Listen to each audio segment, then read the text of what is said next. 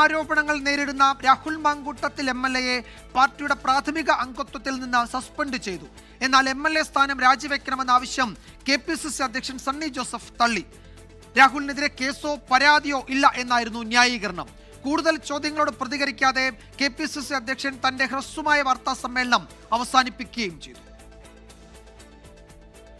Congress party നേതൃത്വം സമചിത്തതയോടെ ആലോചിച്ച് എല്ലാവരും ഒരേ സ്വരത്തിൽ ഒരേ അഭിപ്രായത്തിൽ എടുത്തിട്ടുള്ള ഒരു തീരുമാനമാണ് രാഹുൽ മാക്കൂട്ടത്തിനെ കോൺഗ്രസ് പാർട്ടിയിൽ നിന്ന് സസ്പെൻഡ് ചെയ്ത് മാറ്റി നിർത്തുക എന്ന തീരുമാനം. കൂടുതൽ ശബ്ദ സംഭാഷണങ്ങളടക്കം പുറത്തു വന്നതോടെയാണ് മുഖം രക്ഷിക്കാനുള്ള കോൺഗ്രസ് നടപടി. എന്നാൽ MLA സ്ഥാനത്ത് നിന്ന് രാജിവെക്കണമെന്ന ആവശ്യം യുക്തിരഹിതമാണെന്നാണ് വാദം. പാർട്ടിക്കോ നിയമപരമായോ യാതൊരു പരാതിയും പാർട്ടിക്ക് ലഭിച്ചിട്ടില്ല. എവിടെയും ഒരു കേസും രജിസ്റ്റർ ചെയ്തിട്ടില്ല. ആയതിനാൽ തന്നെ രാഹുൽ മാക്കൂട്ടത്തിന്റെ MLA സ്ഥാനം രാജിവെക്കണം.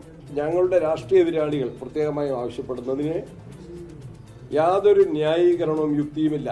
MLA സ്ഥാനത്ത് നിന്ന് രാജിവെച്ചാൽ ഉപതെരഞ്ഞെടുപ്പ് ഉണ്ടാകുമെന്നായിരുന്നു നിയമോപദേശം. രാജിയെ സണ്ണി ജോസഫ്, വർക്കിംഗ് പ്രസിഡന്റുമാരായ AP അനിൽകുമാർ, ഷാഫി പറമ്പിൽ, PC വിശ്വനാഥ് എന്നിവരും അനുകൂലിച്ചില്ല.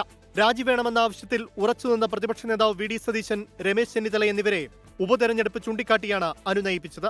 നടപടിയോടെ രാഹുൽ മാങ്കൂട്ടത്തിലിനെ UDF ബ്ലോക്കിൽ നിന്ന് ഒഴിവാക്കണമെന്ന് കാണിച്ച് സ്പീക്കർക്ക് കത്ത് നൽകും.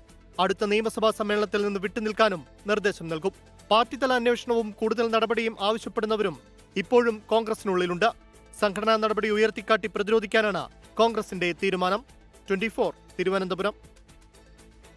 ലോകത്തെവിടെയായാലും ഏത് സമയത്തും 24 വാർത്തകളും ഓഗ്മെന്റഡ് റിയാലിറ്റി പാക്കേജുകളും എക്സ്പ്ലെയിനറുകളും വിശദമായി കാണാൻ ഞങ്ങളുടെ YouTube ചാനൽ നിങ്ങൾക്ക് സബ്സ്ക്രൈബ് ചെയ്യാം.